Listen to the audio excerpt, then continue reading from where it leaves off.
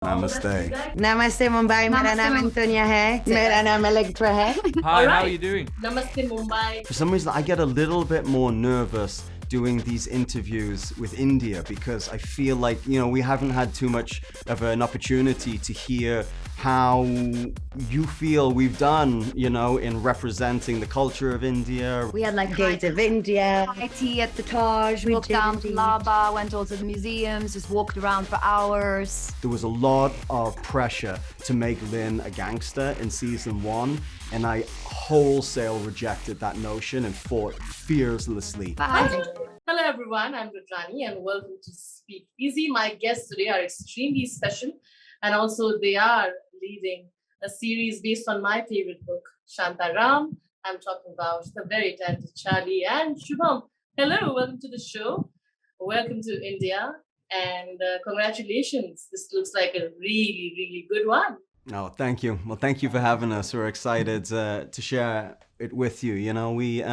For some reason, I get a little bit more nervous doing these interviews with India because I feel like, we haven't had too much of an opportunity to hear how you feel we've done, in representing the culture of India and, with the adaptation of this book. So I don't want to dominate the interview by interviewing you, but I'm heartened to see that you're not angry with us, at least. Not yet. Not yet. Just kidding. Important caveat. Like I said, I started by saying it's one of my favorite books, and I think Gregory truly understood the pulse. It was a very real account of a person who felt the city, didn't feel fake, didn't feel like trying to really romanticize poverty in India, and that's what they do, right? I mean, the most famous movies that have won great awards have done that, and I feel like India is so much more than just that. I feel this story is that it has a real story, and I think Mumbai is part of it. Okay, now I'm going to start my question. Does that answer your question? Thank you. Amazing. Yes, it does. Amazing. We're going to steal that. I'm going to steal that. Yeah, me too. There you go. There you go. But okay, great. Charlie, you obviously, when you crossed 40, you said that now I'm going to invest more in myself, create more opportunities for me, and break the own stereotype that the world always tries to see you, like the tough guy. And I like and you obviously played characters that, of course, are tough on the exterior, but are extremely in touch with their emotional side or feminine side, and are extremely secure about that. A very flawed man. Tell me, Charlie, is it in alignment of what your thoughts have been? That you've been saying that, I now want to do roles where I can experiment. I'd like to produce more. Yes, we had 2 iterations of this. We had a sort of a false start, which I believe is in the nature of the DNA of this material. It makes you work for it. In that first iteration, I was much more heavily involved producerially, and was partly responsible for the end result not being what everybody had hoped for. And so then I was asked to maybe produce slightly less the second round, which was actually really, really wonderful because it gave me the opportunity to just concentrate on playing Lynn, because that was quite a lot of work. But within that, what I was really, really fiercely defensive of was this idea that Lynn was a real person, just a normal human being, relatable, flawed, but, kind and optimistic about his future, who makes one mistake, who changes the whole trajectory for his life. Because there's the criminal element, and because we want to start, in as sort of a sexy and as explosive a way as possible, there was a lot of pressure to make Lynn a gangster in season 1. And I wholesale rejected that notion and fought fiercely to not let that be the case. And so in terms of my participation in that's the one thing that I'm really, really pleased with, that I affected in terms of my character, that I hope that he does feel somewhat honest and naked and like just a normal, relatable human being in the beginning of a journey, rather than coming in and already seeing the sort of baggage and consequence of the mistakes he's made.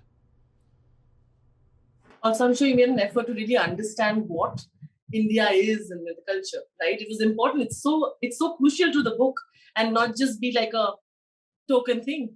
Well, it was important also because the book is told first person. You get you get India in a large part through Lynn. We understood that that is not going to be the case. A, television, it's an ensemble, it's not a first-person storytelling. But B, India had to represent itself. We couldn't necessarily be being told what India was through Lynn's eyes. You know, India had to be a big character, as big a character as anybody in the show, I felt, for it to be handled correctly. Thank you so much. Bye, Rudrani. Thank you so much. I answered a question instead of asking one, but Shubham, I really enjoy the characters you've played till now as well.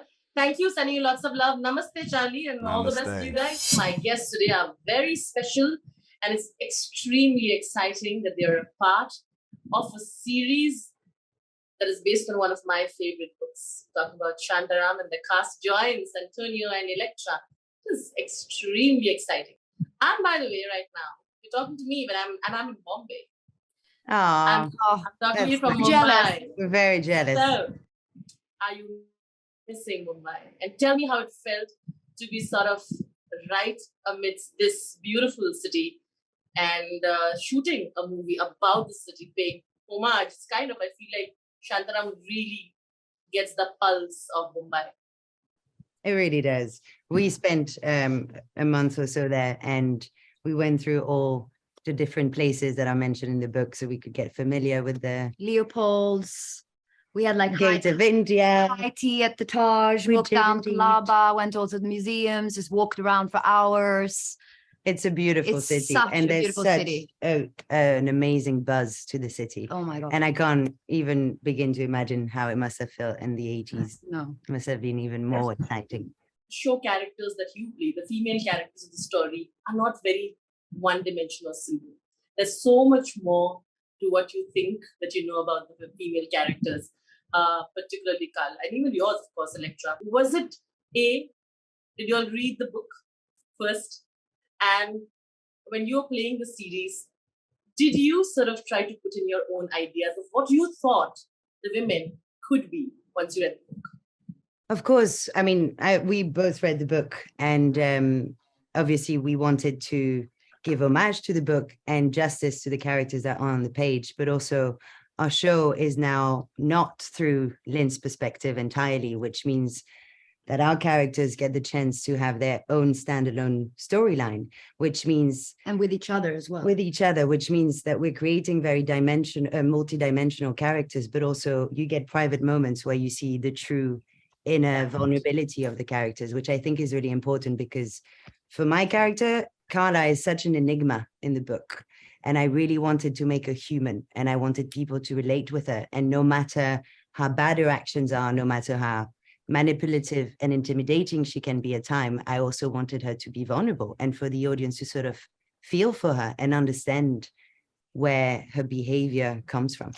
So yeah, and I think Steve, our showrunner, did such a great job of giving the female characters in the show a sense of agency and forward motion that wasn't dependent on the men in the book or in the show.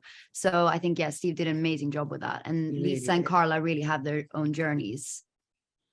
Flawed, confident, and that's how normal women are. I'd also want to say that we live in times that you're writing such exciting characters, but what do you think is still missing when you're writing about female characters, particularly because you're a part of a show like this? In general, I think that in general, in writing today, still so many female characters mostly speak to other female characters about men or about what they're doing.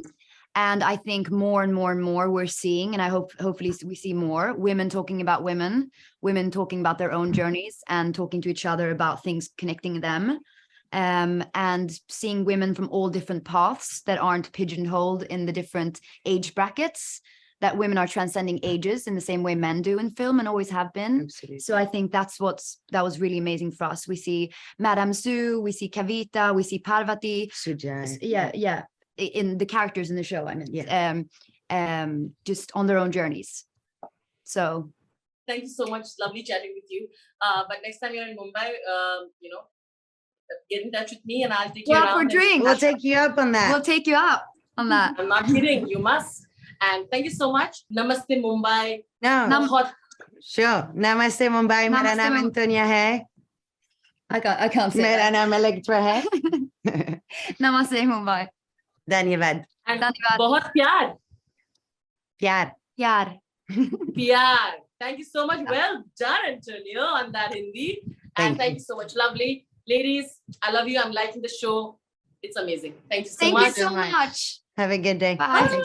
Hello, everyone. I'm Rudrani, and welcome to Speak Easy. My guest today is extremely talented and is the captain of the ship of a series that is based on one of my favorite books. We talk about Shantaram and the showrunner himself, Steve. Hello, Steve. How you doing? I'm good. You all shot Mumbai a lot, didn't you?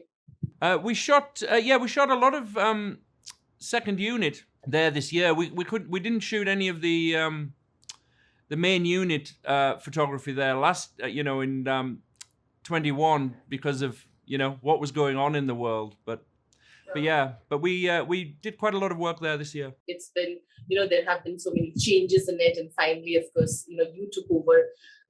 Tell me, what was the most difficult thing about adapting it, and when you particularly came in to take over? And also, it's slightly autobiographical. It's not an autobiography at all, but it's heavily sort of inspired from his own life events. So I want to know if that is it difficult, and how much of conversation did you have with Gregory about it? I'll answer the second question first. It wasn't difficult with Greg because he's incredibly generous, and we spend a lot of time talking. I didn't ask him a lot. I didn't get into what was true, what wasn't, because I think the book is a thing of its own. He's the first person to say it's a novel, and I think the book is ultimately the thing that moved everyone. So he and I talked a lot just because I wanted his insight into a lot of things, and but we talked a lot about the themes of the book rather than what's true or isn't. And then the tough things adapting it were not tough, but it's a big book. We had to work out what to put in season 1 and what to not to put in there. And I think the biggest change is obviously the book is written in the first person. Everything's from Lynn's point of view, and as we adapted it into a series, we give all the other characters points of view of their own, so that made the storytelling shape shift somewhat. And also meaning that the female characters get more interesting layers, which is what Elektra and Antonia were also excited about, right? Yeah, well, I mean, I think that was key. In a first-person book, obviously you're getting one character's view, whereas we could make them these people, and it was very important to us as we started writing that, every character had their own story and their own narrative. They weren't just servicing someone else, and I think Carla and Lisa's stories are two of the, strongest ones in the show. Tell me, as a filmmaker, as a showrunner, you obviously want to catch the pulse of the place they're shooting in, and Bombay is a very, very central character in the book. It is the place, is the element. Tell me how you did that. How important was it for you to understand the culture and the way you're going to represent so that it's more authentic, even if you're following the book? Yeah, well, the book for me, and Greg says this in the book, is, it was all about Bombay at the time, as this city of exiles, this port city where everyone came together. There was a great sort of Casablanca feel to the book, which I loved, and that was the first thing I wanted to service. And then, but at the same time, and I hope we pulled this off, you wanted it to feel authentic to the place and the time. And you don't do that all on your own, so I had Indian writers who had, one of my writers grew up in Calabar in the 80s. Chris, our production designer, spent a lot of time there in the 80s. And so he was incredibly, knowledgeable about Bombay at the time. And so you sort of pull from everywhere you can to, just try and get it right. You have a lot of experience in dealing with, flawed characters, starting from Hannibal to the Punisher, and of course, well, you do have a special inkling towards flawed male characters. Yeah, I'm not sure what that says about me, maybe. But I think we're all flawed, aren't we? Maybe not to the extent of those guys. And I think, for me, this was another show where, it boils down to just all these characters just want to try and like the version of themselves they see in the mirror, and I think that's all of us, right? To a lesser or greater degree. I agree. They are a little extreme. We're on the other side, maybe, hopefully. Thank you so much. Great. Thank you.